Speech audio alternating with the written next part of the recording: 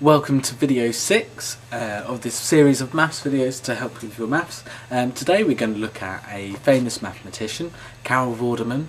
Firstly, I'd just like to say I've got nothing against Carol Vorderman as a person, and I think she's a wonderful mathematician as well. However, there is something that's sitting quite uncomfortably in my mind about how she does her maths on the show Countdown. To demonstrate this, here's a picture of Carol Vorderman on the show Countdown.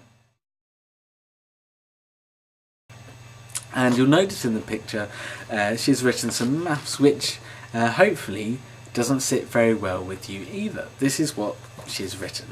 She wrote 10 plus 7 equals 17. Now first of all, I have no issue with 10 plus 7 equals 17, but then she decided to write times 50 equals 850, and I'm pretty sure that 10 plus 7 does not equal 850. No, no, Miss Vorderman, this is not good maths. I'm not the only maths teacher that has the same feelings about this kind of thing. This is not good news. So obviously quite a simple example. 10 plus 7 equals 17. If I wanted to then work with the value 17, I should write a new line or indicate I'm working on something different, to then generate it as two separate expressions. So line through that one please, Miss Vorderman, next time. But this video is all about this kind of concept, how to avoid what I would call a Carol Vorderman. And to demonstrate how this applies to A-level maths or other level 3 maths courses, I'm going to look at a level 3 question, namely something that comes up in many units. I'm going to find the tangent to a curve. I'm going to be using differentiation to do this, and using some standard results from A-level maths. So here's my question. Very straightforward. Find the tangent to the curve y equals 3x squared minus 6 when x equals 1. So to do this, hopefully lots of you know that we're going to differentiate to find the gradient, use a form of the equation of a straight line, substitute in values and end up with an answer. So I'm going to start off in this case by writing down how my answer is going to end up. I'm going to say y equals mx plus c and indicate that this is the equation of the straight line, in this case the tangent.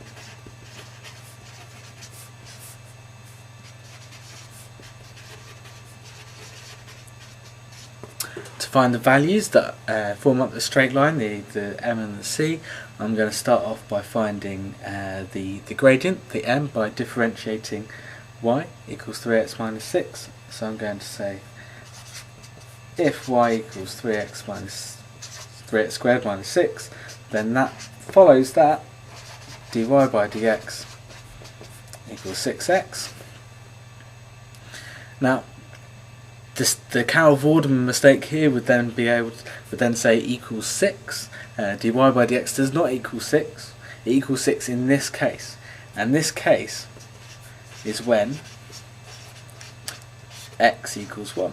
So I'm going to use this notation to show that I'm evaluating this at this particular point. Dy by dx when x equals 1 is 6, and now there's nothing wrong with my mathematical statement. I also need to know the values that the equation of the line goes through to get the c part right. So I need to know what is the y value when x equals 1. Now what I can't say is y equals 3 times 1 squared minus 6 minus 3, because that doesn't. Y equals 3x squared minus 6.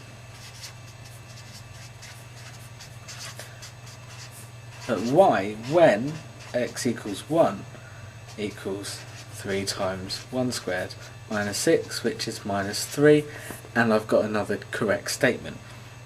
Probably a bit close there to what I wanted it to be, but this is okay. This is not the same line.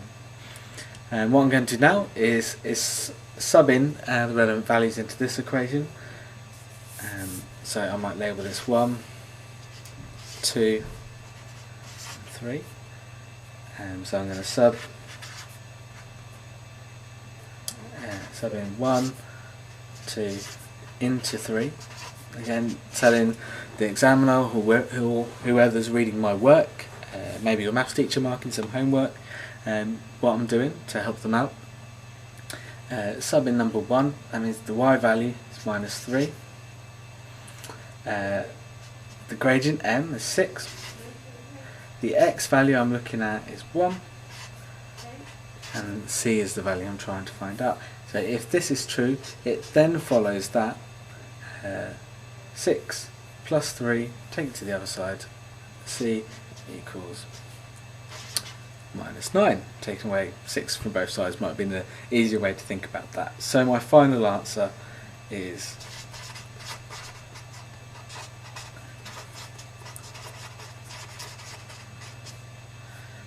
y equals 6x minus 9.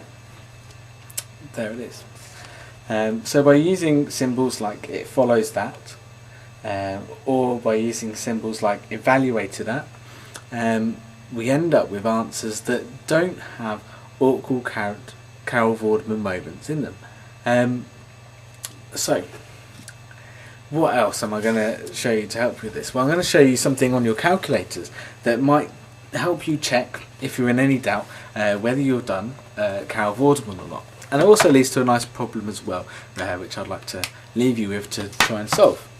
So here's my FX83 GT, my weapon of choice against maths. I'm going to turn the calculator into a mode that perhaps you might not have used before. Verify mode, number 4, and it comes up with this true false.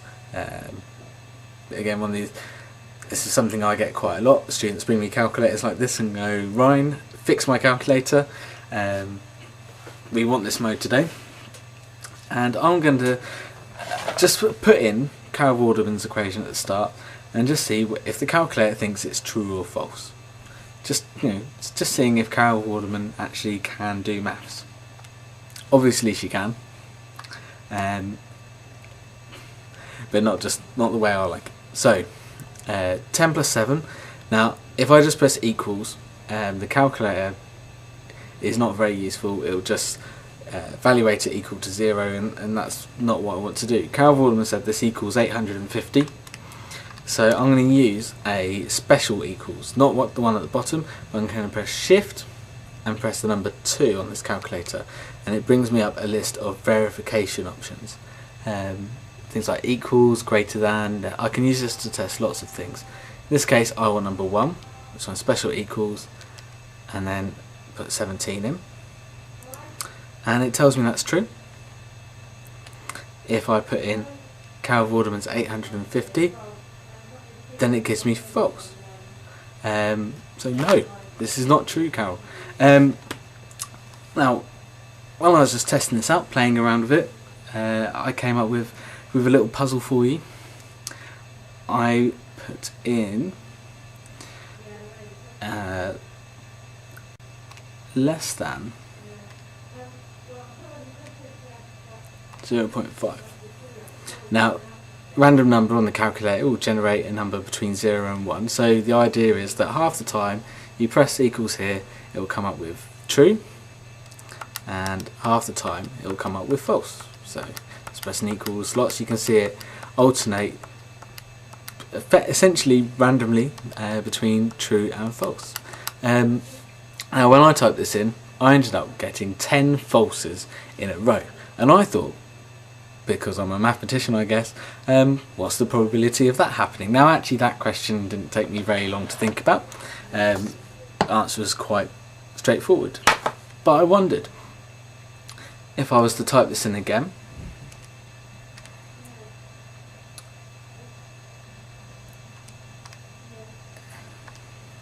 what number could I put there so that the probability of getting false 10 times in a row was equal to the number. Obviously the answer is not 0.5. The chance of getting false 10 times in a row for it being less than 0.5 is not equal to 0.5, but there is a number that exists, and there's a way to find the answer, a mathematical technique to finding the answer once you've formed an equation, and it's quite an interesting little test of your maths. So what number goes there that makes the probability of that statement being true or indeed false 10 times in a row equal to the number you put in? Good luck.